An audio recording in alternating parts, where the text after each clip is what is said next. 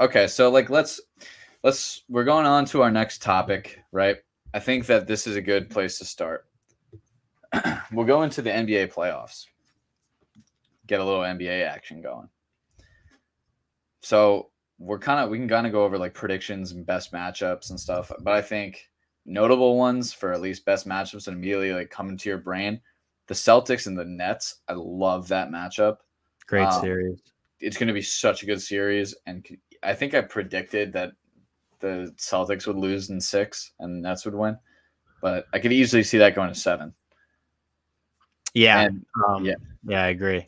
Do you have the bracket? Did you want to pull that up? yeah, I can pull that up. But yeah, we can just kind of talk about the series and going throughout each series and the games that have happened so far. But talking about that, since you brought it up, the Nets and Celtics, the first game is just everything we could have hoped for. It could have gone either way. Kyrie popped off. KD did his thing. It's just going to be such a good series. Jason Tatum's unstoppable. He's so good. Oh my god, he's so good. The Celtics, we'll talk about in a little bit.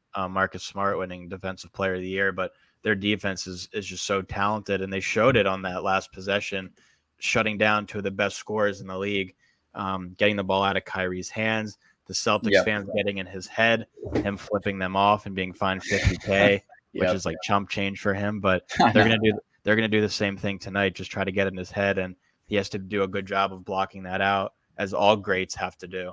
KD has to find a way to, bounce back for them. It's very tough to go down 2-0 in a series and bounce back. Obviously, the Bucks proved that wrong last year in the finals, but they have a big game 2 coming up tonight after 2 days rest. Well, why don't we go series by series? I think that would be kind of a interesting way to do it, because I think the Phoenix and Pelicans, first of all, no one thought that they would tie the series. Mm-hmm. I think that probably most people thought, especially after game 1, that the Suns would just sweep them. But Pelicans have some fight, man. I mean, Brandon Ingram is a stud, and when CJ McCollum is on, it's really hard to stop him.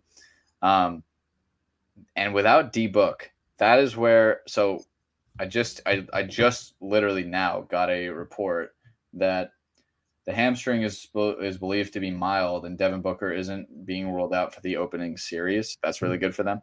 But he'll definitely be out next game. He already was ruled out, and probably the following. Without him, Cam Johnson's probably going to need to step up, which I think he can. Cam Payne will probably have to step up. Yep. And Chris Paul maybe will have to become more of a scoring threat. Yeah, I think they could still win this series, but it's the worst thing you could have possibly happened to a team. Your 100%. Star player going down. He dropped 31 points in the first half last night. Yes. He just wasn't missing. I believe it was his. I might get it mixed up, but it was like his right hamstring he aggravated earlier in the season, which sidelined him. And then last night he injured his other hamstring, which sat him out for I think he's tried to play in the beginning of the second half, but then he missed the whole second half pretty much. And the Pelicans are a good team. Like you said, Brandon Ingram popped off. I think he had 37. Bringing in McCollum, they knew was going to be huge for them. They almost lost to the Clippers in that playing game, but they found a way to win. And they earned their spot here with Valanciunas and just some of their other like secondary guys like Jackson Hayes. He really stepped up well for them last night. They have so many young guys that they just have nothing to lose. So they're just going out there and playing hard. They're playing physical.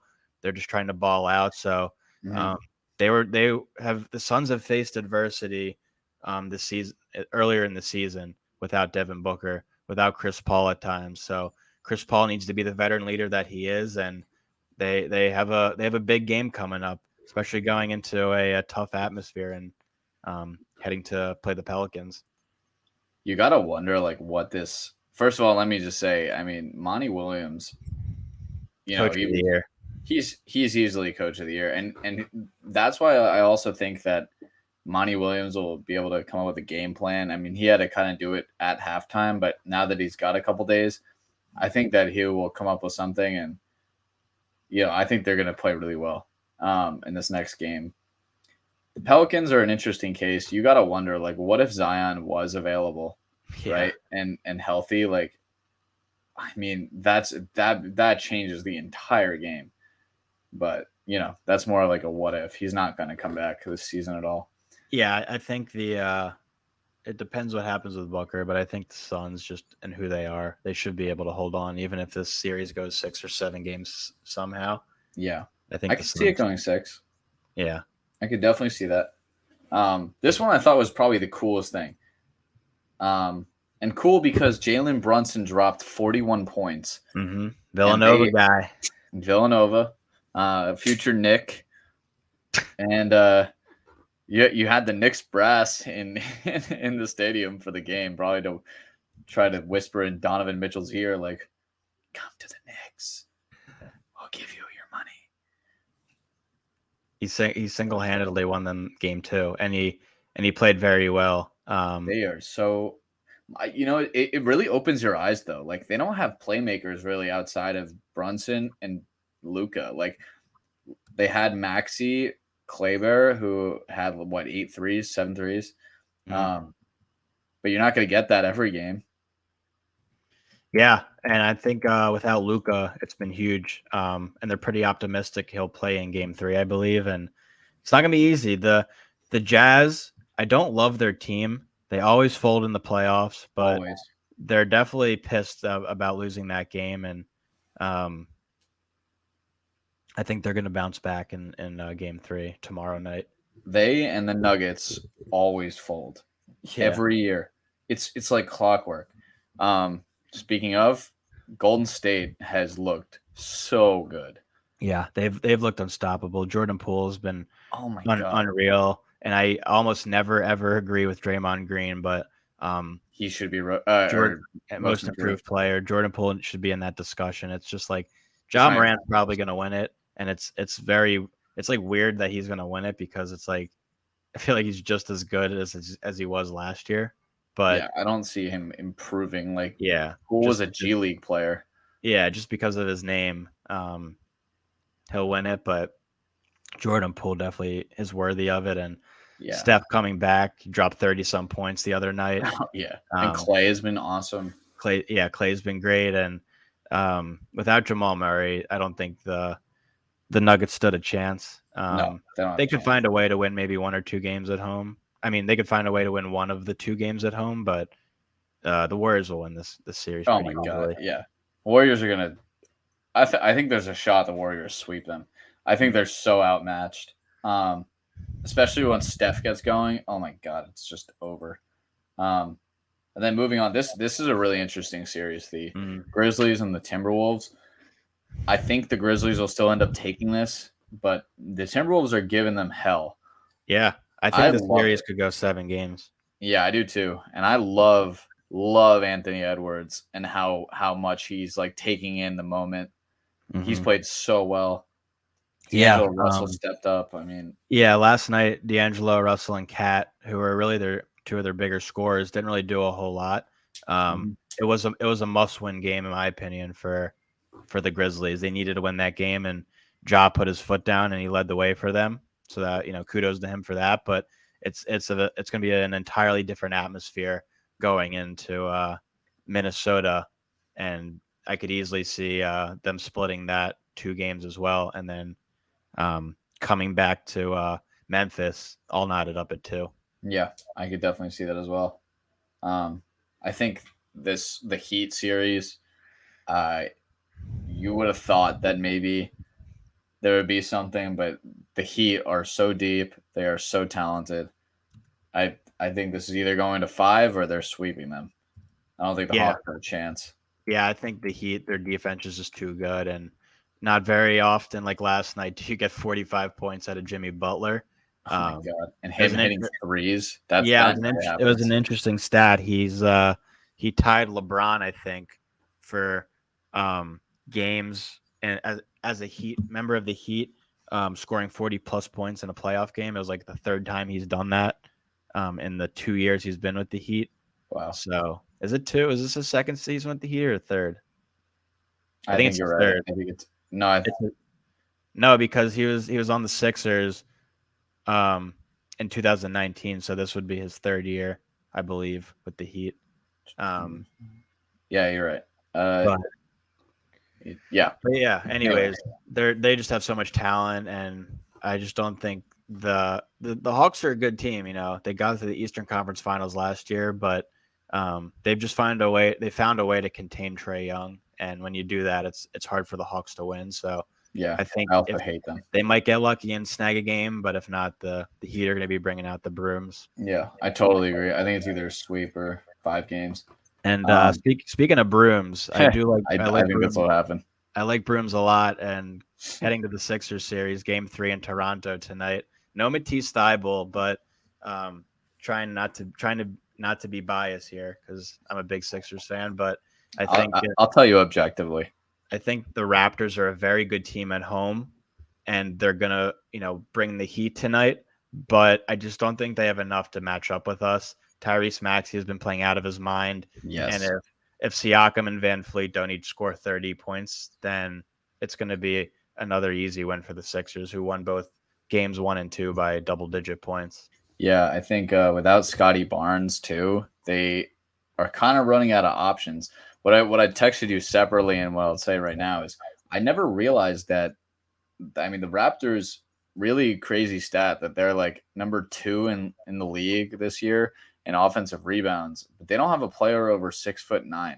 Yeah, That's they're small. crazy. That's Yeah, crazy. and it's like Nick Nurse keeps complaining about the foul calls, but it's like you don't have anyone who can match up with a 7-footer in Embiid. Like, Well, he he's also he's, gets a stupid amount of calls. he's I yeah, could see he both does. But sides for sure, but I mean, as again objectively, the Sixers get and this is like not just the Sixers. Let's just say that it's not just the Sixers. It's specifically Joel Embiid and specifically James Harden, who for years and you hated James Harden for this exact reason before he ever became a Sixer. He just flails and there's always a foul call, which is just like for Joel Embiid, no one can stop him because he's just 7 foot 280. Like there's no way that the Raptors can stop him. But in terms of like the calls, I mean, there was one tweet that showed there was like 28 free throws for the for the Sixers and like 8 for the Raptors, and that just doesn't match up. But I do agree that I think that they're going to sweep them. These 2 games, it's like they're so outmatched. The Sixers yeah, and I mean, outmatched them. like you said, if I wasn't a Sixers fan, I'd probably be complaining too and be like, "Oh, Embiid gets every call," Totally. but like he does get fouled on most possessions, and even talking about something that really frustrates me is I have so much respect for him, but I can't stand Stephen A. Smith and some of the takes he has. He has done nothing but just shit on James Harden and try to belittle him, but it's just like you don't like Harden's so good, and maybe he doesn't have that step that he once had, but we don't need him to be scoring 30 points a game because that's what Embiid does. And Maxey's been playing out of his mind, and Maxey's playing Tobias so Harris has well. been doing pretty well for us. So it's just like we don't need Harden to be the best player on this team, but he is there if we need him, and we're probably going to need him in a tough game tonight. Yeah, I think what was so and I definitely commend Doc Rivers for this. So smart to bench Thibault, so they're used to it. Exactly. That I was told him to so do that. smart. What? I said I told him to do that. Oh yeah. Insider Stephen E. Shoemaker. A Shoemaker. A But Shoemaker. going over to the Bucks series, they have a big Yeah. game 2 tonight after 2 days rest. Do you think the Bucks are going to blow them out, or do you think the Bulls can find a way to even up this series? I think this is another matchup that is so outmatched. I think that the Bucks are going to kill them. Maybe not tonight. Maybe they won't like kill them, but I think in the series it's going to be 5 games. Or I mean, it probably won't be a sweep. Usually the Bulls at home, that's a really tough matchup, but they're so outmatched. I mean, Giannis is unstoppable, especially if he starts hitting jumpers like he did in Game 1. Yeah. I mean, what are you supposed to do about that? Like, and Drew Holiday is a stud. Was on. I mean, they don't really have any specific advantage. Like the Bulls don't really have one advantage, I would say, to be honest. Like Zach LaVine is awesome. Love Zach LaVine. Sorry, not Valanciunas. Vucevic is a really, really good center, but they don't have any size advantage. Like they don't have an advantage at all. No, and Vucevic and Brook Lopez do the same thing. Yeah, they're running their offense through DeMar DeRozan. And They DeMar need DeRozan, while I love DeMar DeRozan, Chris Middleton, Giannis, those are tough defensive matchups. Yeah, two of the best defenders in the league. And DeMar had no answer for them the first game. Mm-hmm. So we'll see how they bounce back, but I think that the Bucks are going to kill them. Yeah, I think they're going to cream them tonight too because they let them back into the game, and even though they ended up winning by I think like 7 or something in game 1, they shouldn't have let them get back into that game. So I think the Bucks should beat them pretty easily. And then we already kind of discussed the Celtics and the Nets, but speaking of the Celtics, and we can make our way over to our last and final topic of this longer episode that we've brought to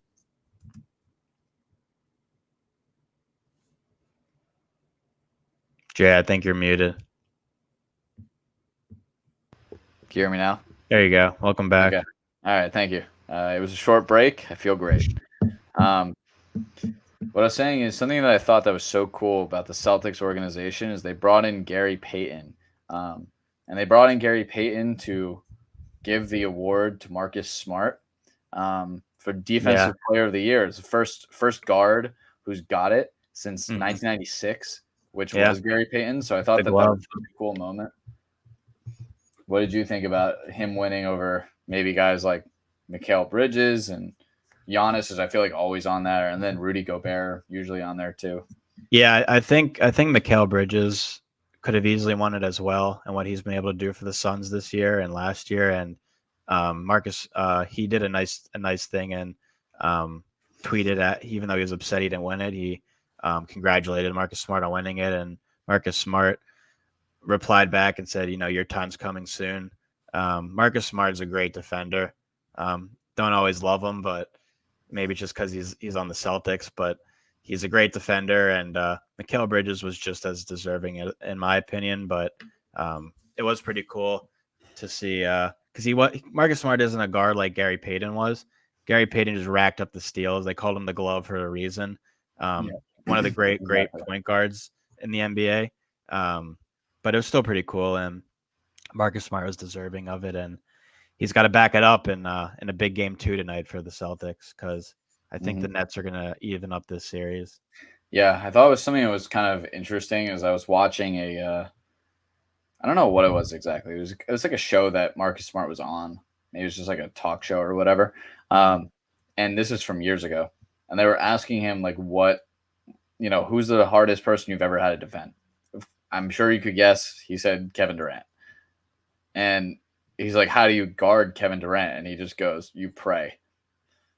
Like, because there's nothing else you could do. I mean, if Marcus Smart, what was he at? Oklahoma State to the Celtics. I mean, he was a disaster at Oklahoma State. He would get into it with fans, if you remember that from years ago. And he came in to the league and kind of was something really cool about him. And he'd never be considered for most improved, but what I loved, if there was a most improved for like a maturity aspect in terms of his game, I think he'd be up there for that. To have the patience and diligence to shot fake when, while the time is winding down, every single NBA player, every single person wants that moment. That 3, 2, Kobe, or like whatever we used to do in Muhlenberg. And then we'd miss because we're not deserving. But like Marcus Smart having the patience and the wherewithal to know that like clock's running down, but here comes a crashing Jason Tatum to the bucket. I this is more like just talking about Marcus Smart in general, I guess, instead of just his defense. But I thought that was so awesome. Like for him I feel like years ago he would have just shot it. And he's not a good 3-point shooter. So at least he knows, that's super savvy move, veteran move, and very deserving to win Defensive Player of the Year. I love that it wasn't a center again. It's always not a guard. So I thought it was really cool that it was finally someone like Marcus Smart since Gary Payton. Probably a huge honor. Yeah, and just to wrap before we wrap up the show, this episode, just we can quickly give our takes on the other awards really quickly. I think we touched on them a little bit, but Coach of the Year is probably going to go to Monty Williams and just what he was able to do with the Suns once again this year. He always gets voted Coach of the Year by the coaches. Yeah, exactly. That's just how deserving he is of it. Unfortunately, I think it should be Jordan Poole, but John Morant's going to win the Most Improved Player, which You're right. You're right. Makes no sense, but they'll give it to him. And then the biggest award of them all, MVP. It crushes me. I really want Embiid to get it. He's worked so hard to get it, but just with what Jokic has done again and how he was able to lead them to the playoffs with literally nobody on his team but sticks and pebbles, I think they're going to give it to him once again, and he'll be back to back since it was the last back to back. It was Giannis, I believe. Probably Giannis, yeah. Yeah, I actually agree with you on all fronts there. I mean, Jokic, you're right. Like, Embiid deserves it for sure, and his time, I think, is coming. He was probably one of the, if not the most dominant player. But Jokic is that whole team. He's the guard. Like, since when do you see a 7-footer dribbling up the ball? Yeah, like, he's basically Kevin Durant, just a little bit thicker. Right, but he can shoot. He passes. He's great around the rim. He defends. Yeah, I mean, he's everything with that team. Especially without Jamal Murray this year. I mean, I think that they'll probably give it to him.